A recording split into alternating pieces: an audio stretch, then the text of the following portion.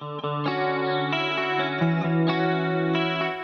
I'm Sarah Bueno, and you're listening to Conversations with a Wounded Healer. I am a psychotherapist in Chicago. My practice is called Head Heart Therapy, and there we specialize in treating people who suffer from addiction and shame. And I had this idea for a podcast fairly recently after an interesting experience that I had, and I wanted to share with you how it came to be born.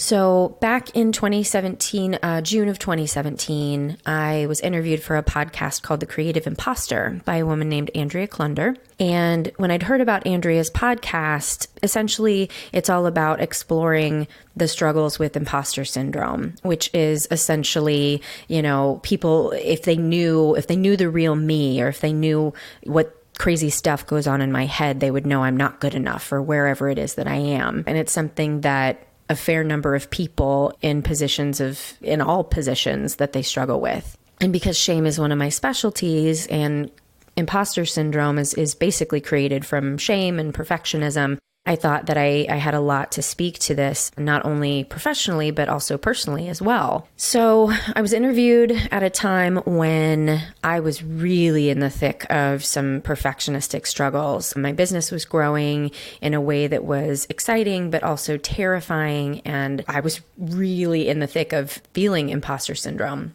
And when I recorded the interview, I really thought that I sounded like a complete lunatic and told myself, oh my God, she's never going to use this. It was such a terrible interview. I sounded crazy, and I'm never going to hear from her again. And I didn't hear from her for a really long time. Actually, it was about 6 months. And so, it wasn't like it was in the forefront of my mind, but kind of still in the back of my mind. If it would pop up, I'd think, oh my God, I'm so embarrassed by that, or ashamed, actually. And about 6 months later, Andrea contacted me and said, oh, your episode's almost ready. I'll let you know. It's probably going to be up next week. And immediately I thought, oh shit, there's no way this is going to be good. I'm going to sound terrible. And, all those things that we tell ourselves when we fear not being good enough. And I listened to the podcast when it came out, and the experience that I had of listening to it was really interesting. I'm a performer. I grew up in show choir and singing in bands and performing in plays and all of that fun stuff. So I wasn't necessarily concerned about, hearing my own voice or anything like that. But I was kind of testing myself as I was listening. And when she would ask a question, I would think in my head, what's my response going to be? And everything that I thought in my head was nowhere near as eloquent as what actually came out of my mouth in the interview. And I was like, oh, I'm kind of impressed with myself there.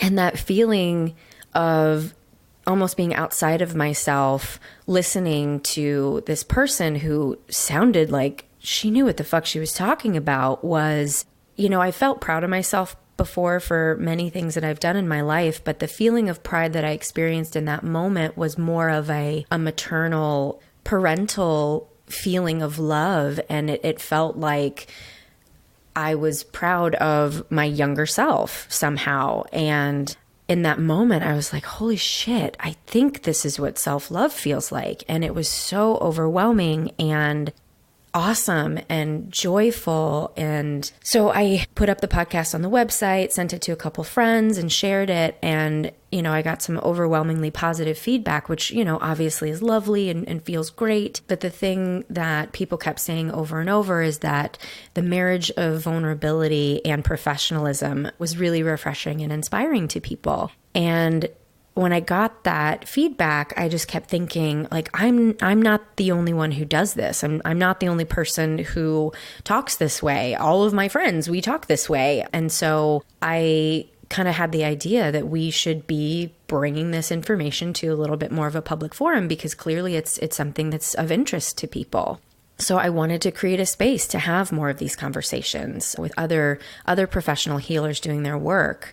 And immediately the term wounded healer popped into my mind. And there's a psychoanalyst, Carl Jung, who was, I think, first a protege and then a contemporary of Freud, who really coined the term wounded healer.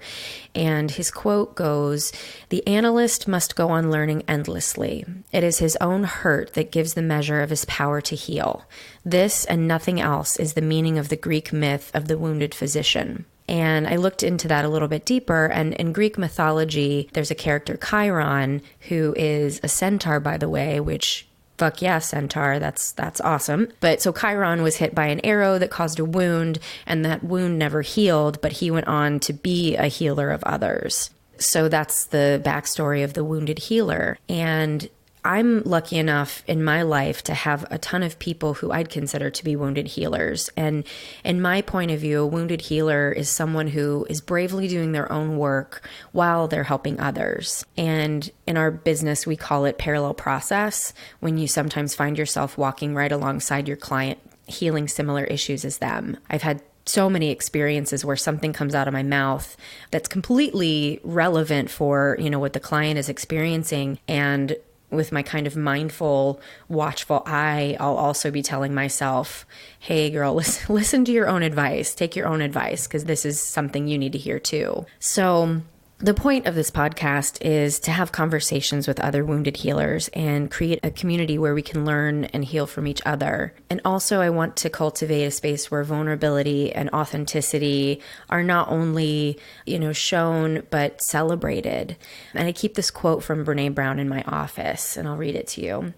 Authenticity is a daily practice. Choosing authenticity means cultivating the courage to be emotionally honest, to set boundaries, and to allow ourselves to be vulnerable. Exercising the compassion that comes from knowing that we are all made of strength and struggle and connected to each other through a loving and resilient human spirit. Nurturing the connection and sense of belonging that can only happen when we let go of what we are supposed to be and embrace who we are. Authenticity demands wholehearted living and loving, even when it's hard, even when we're wrestling with the shame and fear of not being good enough, and especially when the joy is so intense that we're afraid to let ourselves feel it. Mindfully practicing authenticity during our most soul-searching struggles is how we invite grace, joy, and gratitude into our lives. So that's what I'm here to do, is to invite grace, joy, and gratitude to continue in my life and hopefully to continue in your lives. And I hope to introduce you to some people who can inspire you and also that you can relate to at the same time. Because again, going back to this idea of the wounded healer, no one is perfect. No one has their shit together completely. And we're all in this struggle together. And I think that's such an important concept to really explore in these times of divisiveness in our country. There are a lot of wounds that need to be healed, and I believe that the only way we're going to heal those wounds is if we do it together. So I hope you enjoy, and please join me for the rest of the episodes of Conversations with a Wounded Healer.